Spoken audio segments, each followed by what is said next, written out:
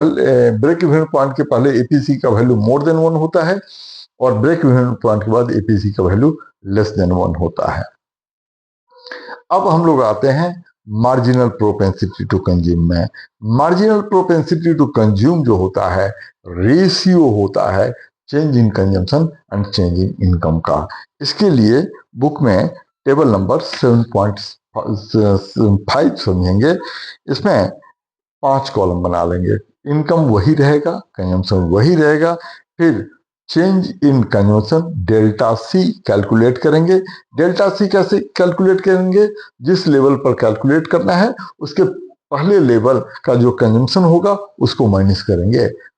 Zero level पर delta C zero होगा, dash होगा। फिर अगले लेवल से क्या होगा?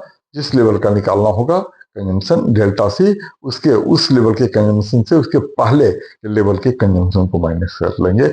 इसी तरह से डेल्टा वाई भी निकालेंगे। फिर last column MPC delta C upon delta Y बनाएंगे। अब फिगर नंबर 7.5 को समझ लेंगे। अगेन इसमें एक्स एक्सिस डिस्क्रिप्शन जरूर लिखेंगे, घर में लिख लेंगे ताकि एग्जाम में वो लिखने की प्रैक्टिस रहे। प्री बोर्ड में लिख सकें, बोर्ड में लिख सकें, सीयूईटी में भी ये मैक्रो इकोनॉमिक्स है उसको भी ध्यान में रख के पढ़ना चाहिए। तो again X axis represents income, Y axis represents consumption and consumption curve starts from y-axis above the origin due to autonomous consumption और कंजम्पशन कर्व पॉजिटिवली स्लोप्ड होता है due to direct relationship with income. और consumption curve का जो slope होता है वो marginal propensity to consume होता है। तो 2 पॉइंट ले लेंगे ए एंड बी। अब ए के कॉरेस्पॉन्डिंग कंजम्पशन को का कोई नाम दे देंगे और इनकम का कोई नाम दे देंगे। इसी तरह से बी पॉइंट के कॉरेस्पॉन्डिंग कंजम्पशन और इनकम को लिखेंगे। फिर चेंज इन कंजम्पशन जो होगा वो लिखेंगे और चेंज इन इनकम को लिखेंगे। फिर MPC equal to delta C upon delta Y, फिर वो वैल्यू पुट कर देंगे। अब एमपीसी के 3 कैरेक्टरिस्टिक्स होते हैं।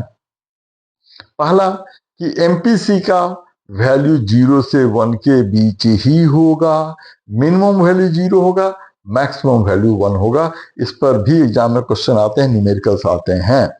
नंबर 2, पुअर का एमपीसी रिच के एमपीसी से ज्यादा होता है।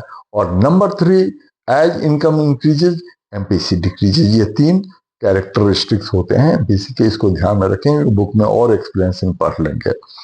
अब आते हैं सेविंग फंक्शन में।